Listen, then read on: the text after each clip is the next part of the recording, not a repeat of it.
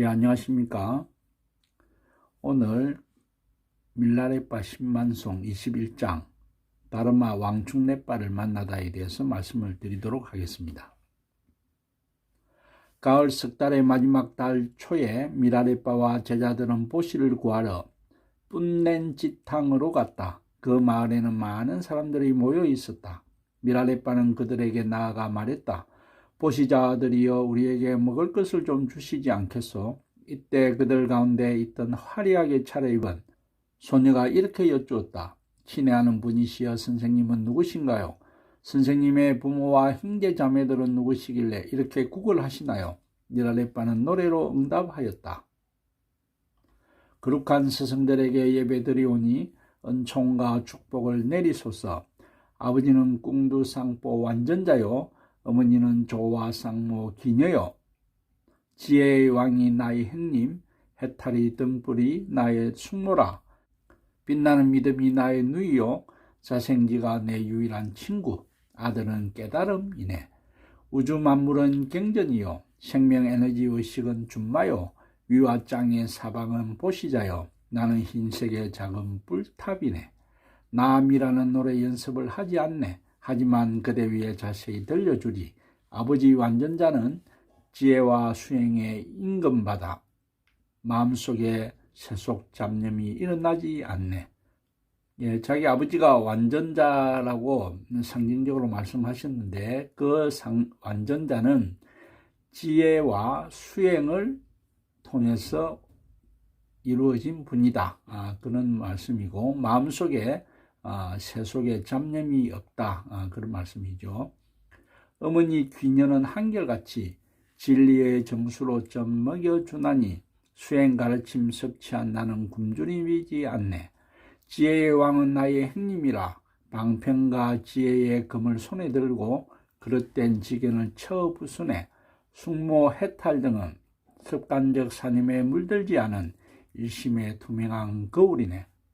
빛나는 믿음은 티없이 정결한 사랑스러운 나의 누이. 그녀는 수행에 지찬 것 많으나 소유치 않네.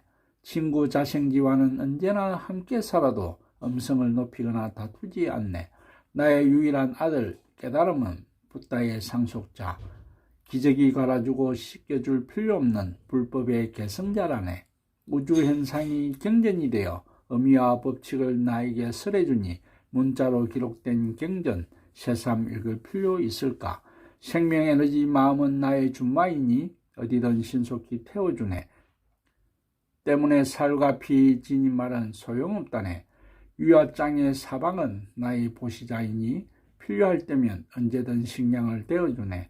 때문에 나는 밀가루 푸대를 저울질한 적이 없네. 베풀 때는 삼보를 향하고 의지할 때는 스승을 향하네. 스스로 하얗다고 한 것은 정결한 행위를 수행하기 때문이요, 스스로 작다고 한 것은 욕망이 적기 때문이니 하여 나는 스스로를 흰색의 작은 뿔탑이라 하였네.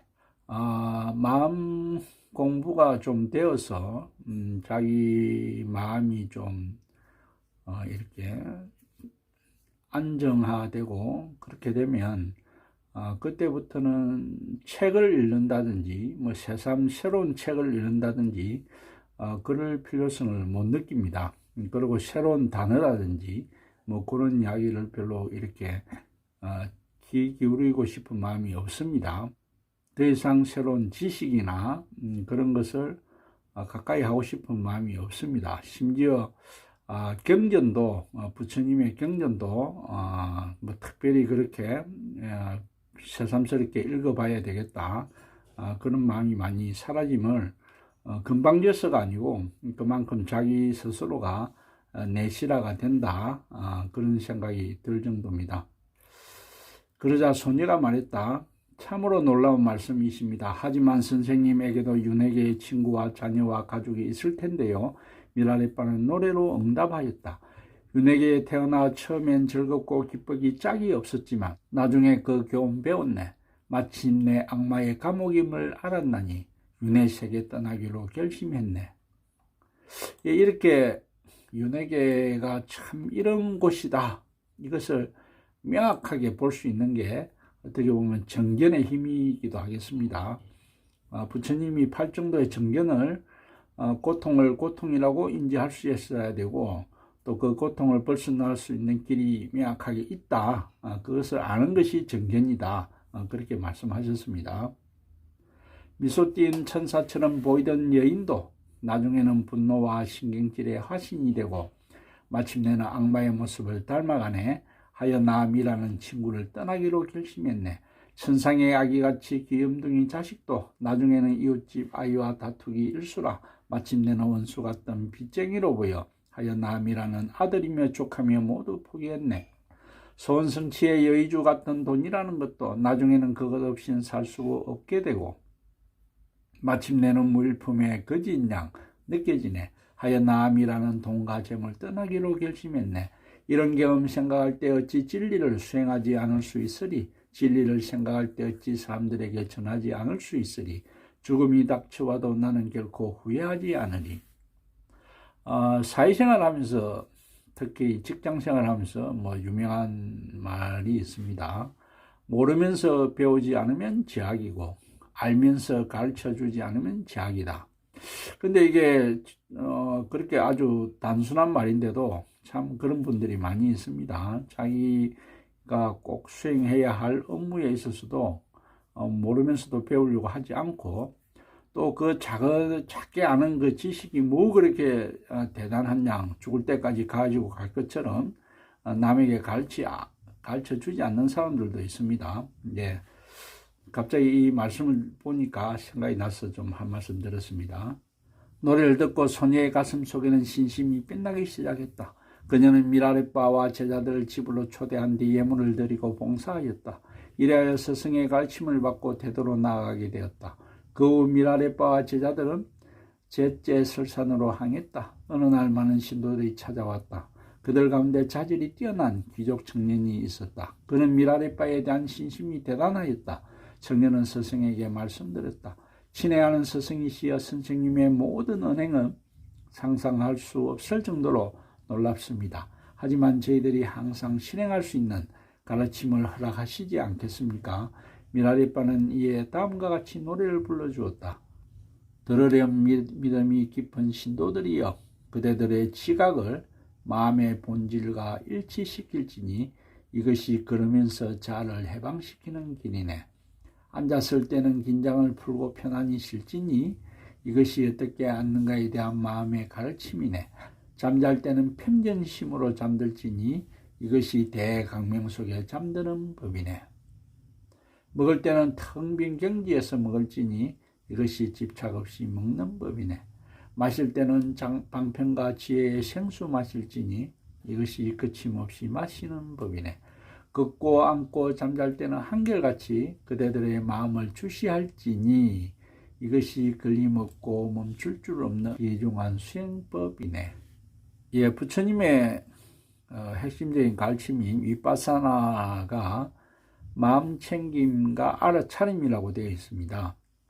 마음챙김은 자기의 마음속에 가래가 탐진치가 일어날 때 그것을 바로 알아차리는 것, 그것이 마음챙김이겠고, 알아차림은 자기 몸을 포함한 그 흐름을 내가 걷고 있으면 걷고 있다, 앉아 있으면 앉아 있다, 잠이 오면 잠이 온다, 내가 지금 음식을 먹고 있다, 그것을 쭉 이렇게 마음을 주시하는 그것을 알아차림이라고 그랬습니다.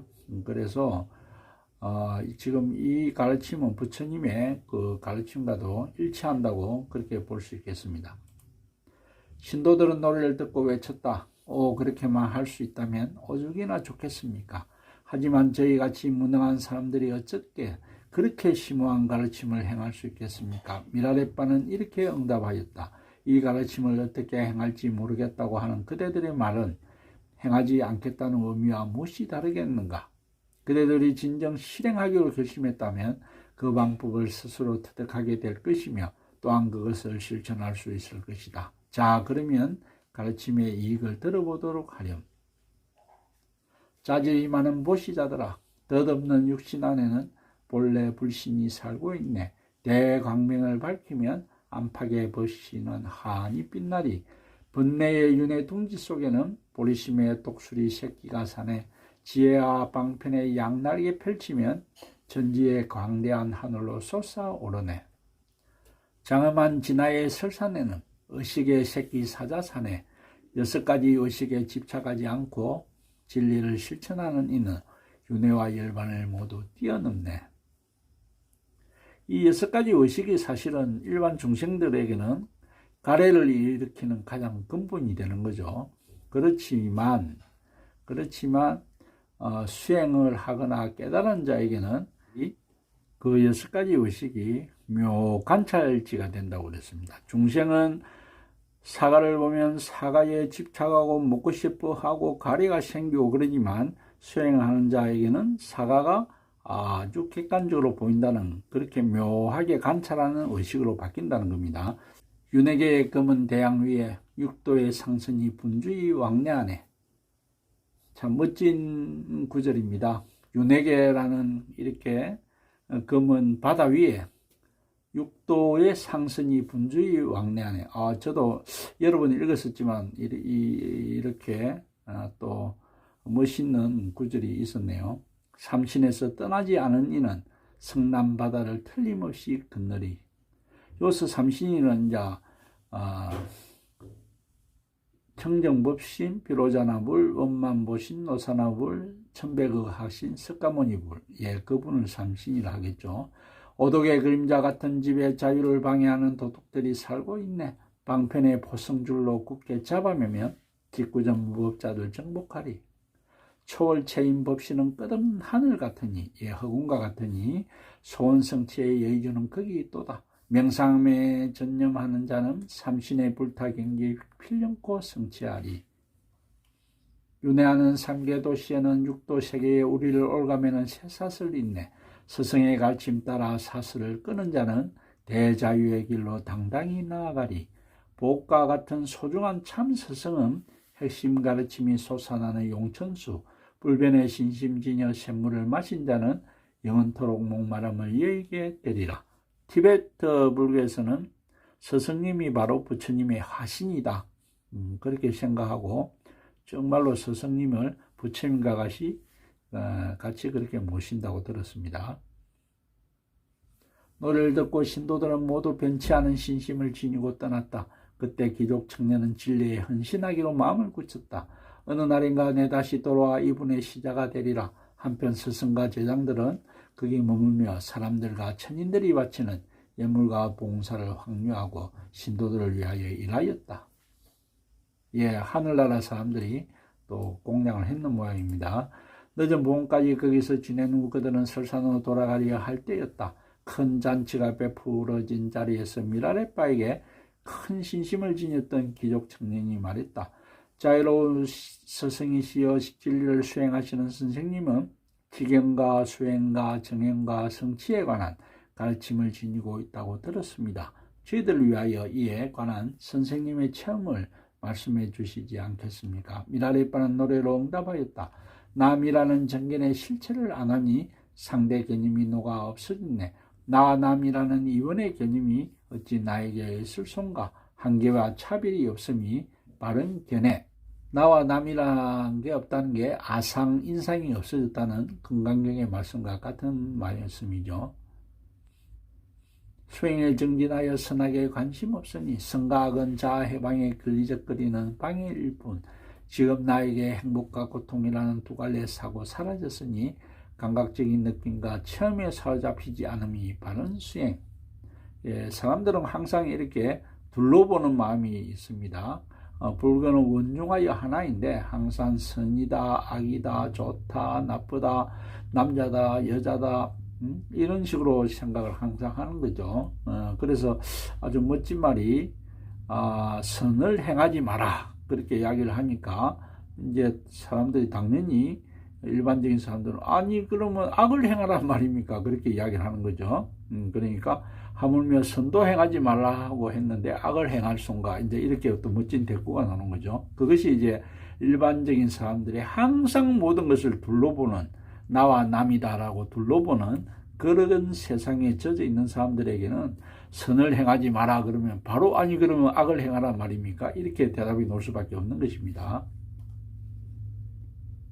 정행을 행하면 실함은 저절로 사라지네. 어찌하여 좋아함과 실함에 물들 수 있을손가. 집착에 사로잡히지 않은 마음의 행위, 바른 행위. 대자유야말로 무르익은 열매이니 열반이며 윤회는 모두 대자유의 방해물이네. 어찌하여 어둠과 이름이 있을 수 있을손가.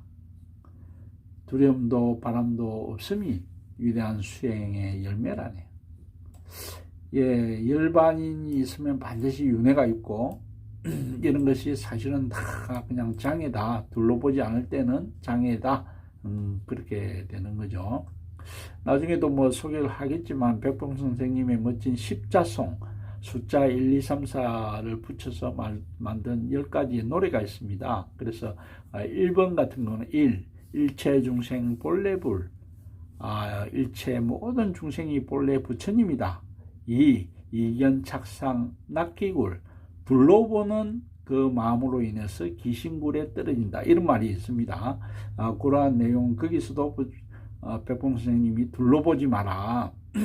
그 내용에 대해서는 다음에 한번 십자송을 설명을 드리겠습니다. 노래를 듣고 난 귀족 청년은 미라레빠에게 청하였다. 자애로운 스승이시여 저는 진리 수행에 자신을 바치기로 결심했습니다. 그러나 부모님과 친척의 허락 없이 실행하기 어렵습니다. 그들의 허락을 받고자 하오니 부디 저를 시자로 제자로 받아주십시오. 미라레빠는 이에 응답하였다. 진리를 수행하려는 사람은 먼저 윤회계의 비애를 생각해야 하리라. 다른 사람의 근거나 허락을 받을 정도로 결심이 확고하지 못하다면 결코 깨달음을 얻지 못하리니 자 들어보렴. 먼저 윤회계의 비애를 생각해야 한다. 그 다음에 이 말도 멋지죠. 다른 사람의 근거나 허락을 받을 정도면 이미 너의 결심이 확고하지 못한 거 아니냐. 그런 이야기가 있습니다. 저도 이제 사회생활을 하면서 소위 샘플이라는 개념이 있죠. 이런 말씀 많이 들었겠지만 꼭 그 샘플 몇 개가 필요한데 그거는 좀 공짜로 주십시오. 그러면 그거 써보고 좋으면 사겠습니다. 그러면 아이고야 샘플도 살 정도의 능력이 안 되면 결코 당신은 나중에 큰 걸 살 사람이 아니다. 그런 생각을 많이 합니다. 예, 최근에도 싱가포르에서 새로운 사업을 한다, 공장을 새로 지었다 그러면서 제품 개발을 요청했었는데 조금 강하게 처음에 한 몇 천만 원 정도가 투자가 돼야 된다라고 회신을 줬더니만 그 이후로 연락이 없습니다. 그래서 생각하기로 이 사람들이 공장을 지었다는 말도 거짓말일 확률이 높겠다. 공장을 짓고 그러면 수십억이 필요한 일인데 이 정도도 못하면서 뭘 일을 하냐 그런 사회적인 생각도 좀 듭니다. 미라레빠는 노래 부르기 시작했다. 진리를 수행하려는 경건한 자가 바깥의 영향을 끊지 못한다면 어떻게 다른 이의 지배를 벗어날 수 있으랴. 무집착의 보시물로 살지 못한다면 억지 명례와 자만심에서 자유로울 수 있으랴. 무존재의 덧없음을 알지 못한다면 자족할 줄 모르나니 불을 축적한들 어찌 만족할 수 있으랴. 몸소 체득하지 못했으면서도 입으로 만나 불거린다면 언어를 뛰어넘은 진리 어찌 설명할 수 있으랴. 친구들의 악을 멀리하지 않으면 비참한 결과를 어찌 피할 수 있으랴. 이러한 괴로움을 영적 성장의 발판으로 쓸 수 없다면 모든 슬픔과 눈먼 욕망을 어찌 정복할 수 있으랴. 산란한 마음 자체가 법신임을 어찌 정복할 수 있으랴. 예, 선불교에서는 참된 나의 마음에서 망상이 생기기 때문에 알고 보면 망상도 참된 마음이다. 예, 바로 바다에서 거품이 생기기, 파도가 생기기 때문에 파도가 바로 꺼지면 바다다. 예, 그런 개념이죠. 예. 산란한 마음 자체가 법신이다. 번뇌를 어찌 극복할 수 있으랴. 온갖 간신과 떠맡은 일을 포기도 하지 않고 어찌 수행에 전념하랴. 분주한 활동을 포기하지 않는 자가 어찌 집착심을 끊을 수 있겠으며 이것도 손대고 저것도 맛보면서 혹은 단순한 생각만으로 어찌 진리를 거머쥘 수 있으랴. 모든 인연의 얽매임을 포기하지 않으면 세속의 생각이 일어나 어찌 명상에 전념할 수 있으랴. 지금 당장 포기하지 않는 자가 나중에 그리한다고 어찌 믿을 수 있으랴. 오늘 내가 참말로 어렵습니다. 이 어려울 때 백언을 보시할 줄 모르는 사람이 내가 나중에 엄청 부자가 되면 보시하겠다. 그럴 수 없다. 그런 내용도 좀 생각이 납니다. 지금 정진하지 않는 자가 나중에 그리한다고 어찌 믿을 수 있으랴. 지금 의지를 굳게 하여 결심하지 않으면 훗날의 성공을 어찌 기약할 수 있으랴. 희망과 기대만으로는 성공의 셈을 팔 수 없으리. 오늘 참 너무나 좋은 말씀이 많이 나옵니다. 미라레빠의 노래를 듣고 기족 청년은 큰 감동을 받고 당장 진리를 수행하기로 결심하였다. 그의 양친도 마침내 허락하였다. 그는 시자로 미라레빠에게 봉사한 뒤 입문하고 핵심 가르침을 받았다. 이리하여 대자유를 성취하였다. 그가 미라레빠의 친밀한 아들들 가운데 한 사람인 고금레빠 다르마 왕추자와이다. 이 장은 미라레빠가 뿰랭골에서 다르마 왕 충레빠를 만난 이야기이다. 예, 오늘 좋은 말씀이면서도 좀 수월하게 넘어가는 그런 구절들이었습니다. 다음에는 띠세 설산에서 일어난 기적을 보여드리겠는데, 띠세라 설산에서 이 뱅교, 티베트의 전통적인 신앙이 뱅교입니다. 그 뱅교에 아주 뛰어난 그 수행자하고 미라레빠하고 이제 신통 대결을 벌이게 되어 있습니다. 그래서 이것을 보면 저희가 상상할 수 없는 그런 신통이 나오죠. 마치 무협 소설보다 더한 거죠. 예, 그래서 우리는 그게 과장이다 그러겠지만 결코 그렇지 않다. 그렇게 저는 생각을 합니다. 그래서 다음에는 아주 재밌는 또 말씀을 가지고 우리 밀라레빠 부처님의 일대기를 소개를 하겠습니다. 오늘 허공인 1도입니다.